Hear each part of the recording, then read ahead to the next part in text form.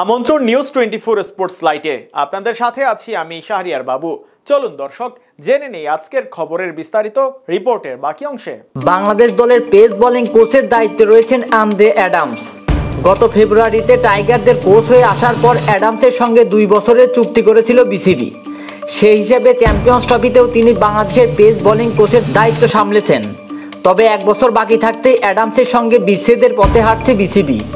ঘরের মাটিতে আসন্ন জিম্বাবুয়ের বিপক্ষে টেস্ট সিরিজ শেষে অ্যাডামসের বাংলাদেশ অধ্যায় শেষ হতে যাচ্ছে।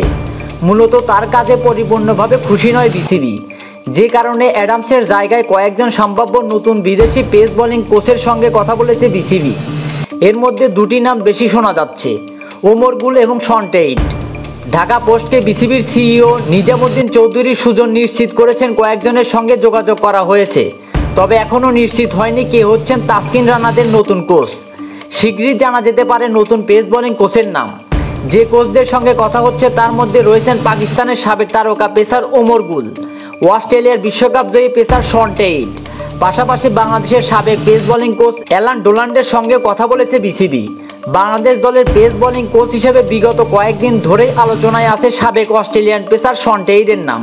কদিন আগে বিপিএলে কাজ করার সুবাদে বাংলাদেশের পেসারদের বেশ ভালোই চেনেন সাবেক এই গতি তারকা। বাংলাদেশ ক্রিকেট বোর্ডের নজরেও তাই ভালোভাবেই রাখা হচ্ছে টেইটকে। তবে জাতীয় দলে যুক্ত হচ্ছেন কিনা টেইট তা জানার আগেই বাংলাদেশের আরও এক ক্রিকেটার গুরু হিসেবে পাচ্ছেন টেইটকে। বিশ্বব্যাপী ফ্র্যাঞ্চাইজি ক্রিকেটে অভিজ্ঞ টেইটকে আসন্ন পাকিস্তান সুপার লিগে পিএসএল নিজেদের কোচ হিসেবে নিয়োগ দিয়েছে করাচি কিংস, যে দলে খেলতে পাকিস্তানে যাচ্ছেন লিটন দাস।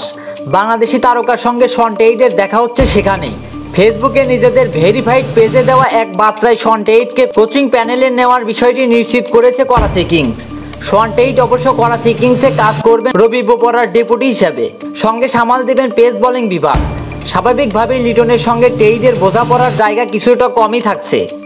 অবশ্য নেট সেশনগুলোতে টেইট কীভাবে শিষ্যদের শেখাচ্ছেন সেটা উপলব্ধির জায়গা থাকছে লিটন দাসের জন্য।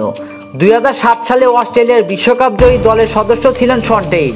ব্রেটলির ইনজুরির কারণে বিশ্বকাপ না খেলার সময়ে দলে বিকল্প হিসাবে বেশ কার্যকরী ছিলেন টেইট।